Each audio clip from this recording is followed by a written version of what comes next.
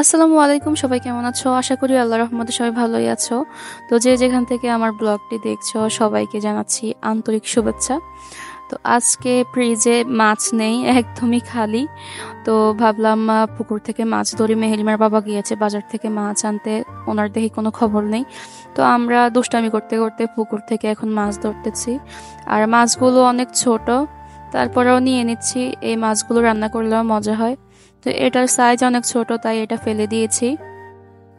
কয়েকটা মাছ ধরা হয়েছে। এই তো এটা হচ্ছে কই মাছ। এটা ধরে আমরা খুবই খুশি হয়েছি। কই মাছ খুবই কম ধরে বড়শিতে। তারপর চলে আসলাম আমি কাটাকুটা করার জন্য। ঢেঁড়স ভাজি করব, তো ঢেঁড়সগুলো সুন্দর করে কেটে নিচ্ছি। ঢেঁড়স আমার একদম অপছন্দের তরকারি, তারপরেও এখন খাই। আগে ছোটবেলায় খেতাম না, তো এখন খাই। বড় হয়ে গিয়েছি, এখন আর কোনো কিছু বাছাবাছি করি না। তো আমার ঢেঁড়স কাটাকুটা শেষ। এখন আমি কি বলে এগুলোকে, ধুন্দুল তরকারি রান্না করব। তো এগুলোকে সুন্দর করে কেটে নিচ্ছি। তো এদিকে আম্মা ভাত বসিয়ে দিয়েছে, ভাতের পানি ফোটার পরে এখন চাল দিয়ে দিচ্ছে। আর এপাশে এই পাতিলটা নিয়ে আমাকে অনেকেই অনেক কথা বলেছে। এটার মধ্যে আসলে দোকানের জন্য ছোলা সিদ্ধ করে আর ছাগলের খাবার সিদ্ধ করে, এজন্য এটা অনেক দিন ধরে ব্যবহার হচ্ছে, এজন্য একটু কালো হয়ে গিয়েছে। তো তারপরে আমি চলে আসলাম পুকুর ঘাটে, এখন সুন্দর করে তরকারিগুলো ধুয়ে নিচ্ছি। এরপর চলে আসলাম রান্না বসিয়ে দেওয়ার জন্য। প্রথমে ঢেঁড়স ভাজি বসিয়ে দিব, তো পাতিলে তেল দিয়ে দিলাম, তারপর পেঁয়াজ কাঁচামরিচ দিয়ে দিলাম। তো সব মশলা দিয়ে এখন আমি ঢেঁড়সগুলো ঢেলে দিব। সুন্দর করে ভেজে নিব ঢেঁড়সগুলো। তো আপনারা কে কোন জেলা থেকে আমার ভিডিও দেখছেন অবশ্যই আমাকে কমেন্ট করে জানাবেন। যদিও ভিডিওর ভিউজ বেশি হয় না, তারপরেও যেই কয়জনই দেখেন অবশ্যই একটু জানাবেন কে কোন জায়গা থেকে দেখছেন। তবুও আমি আপনাদের কমেন্ট দেখে একটু মোটিভেট হই। আপনারা কমেন্ট করলে আমার ভিডিও করার উৎসাহ আরো বেড়ে যায়।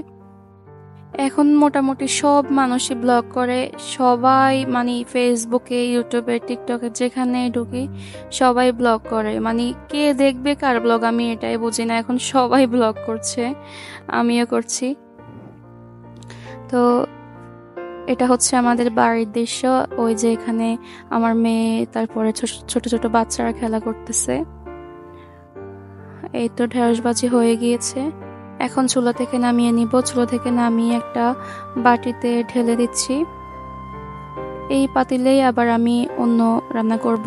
তো পাতিলটা ভিতর দিয়ে ধুয়ে এখন আমি আবার করলা ভাজি বসিয়ে দিচ্ছি। তবে অনেকেই করলা ভাজি পছন্দ করে না, আমার কিন্তু করলা ভাজি অনেক ভালো লাগে। আর অনেকক্ষণ ধরে ভাজতে হয় করলা, একদম ভাজা ভাজা করলে আর কি করলা মজা হয়। আমি একদম ভাজা ভাজা করে ফেলি, তাহলে আর তিতো লাগে না। তো এদিকে ভাতও হয়ে গিয়েছে। আমার আপু ভাতের মার গেলে দিচ্ছেন। আমি কিন্তু এখনো ভাতের মার ঠিক মতো গালতে পারি না। পারি, তবে ছোট পাতিল হলে পারি, আর বড় পাতিল হলে আমার ভাতের মার গালতে ভয় লাগে যদি পড়ে যায়। তো এখন চলে এসেছি তরকারি বসিয়ে দেওয়ার জন্য। এখানে ধুন্দুল তরকারি বসাবো। তো পেঁয়াজ কাঁচামরিচ দিয়ে দিলাম। ধুন্দুল তরকারিও আমার খুবই পছন্দের, আমি কিন্তু তরকারি পছন্দ করি। মাছ মাংসের চেয়েও আমার তরকারি অনেক পছন্দ। তো এখন সব রকম মশলা দিয়ে দিচ্ছি। সব রকম মশলা দিয়ে পানি দিয়ে দিব।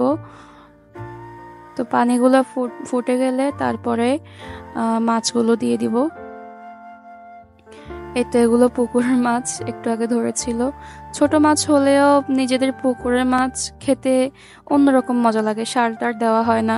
বাজারের মাছ তো সার দিয়ে একদম স্বাদ নষ্ট হয়ে যায়। তো এগুলো নিজস্ব পুকুরের মাছ, ছোট হলেও মজা। তো এখন মাছগুলো হয়ে গিয়েছে, কষানো হয়ে গিয়েছে, তো এগুলোকে আবার উঠিয়ে নিচ্ছি। সবগুলো উঠিয়ে নিব। মাছগুলো ভেঙে গিয়েছে, ওই যে ছোট মাছ যে জন্য কিছুটা ভেঙে গিয়েছে। তারপর এখন দিয়ে দিব তরকারিগুলো, আলু আর ধুন্দুল। আলু দিয়ে রান্না করব। তো এখন সুন্দর মতো এগুলোকে নেড়েচেড়ে মাখিয়ে নিব। তো আমার ব্লগ প্রায় শেষ পর্যায়ে। আজকের ব্লগটা কেমন লেগেছে আমাকে অবশ্যই জানাবেন। ব্লগটা যদি ভালো লাগে তাহলে আমার চ্যানেলটা সাবস্ক্রাইব করবেন, আর ফেসবুক পেজ থেকে দেখলে পেজটা ফলো করবেন। আল্লাহ হাফেজ।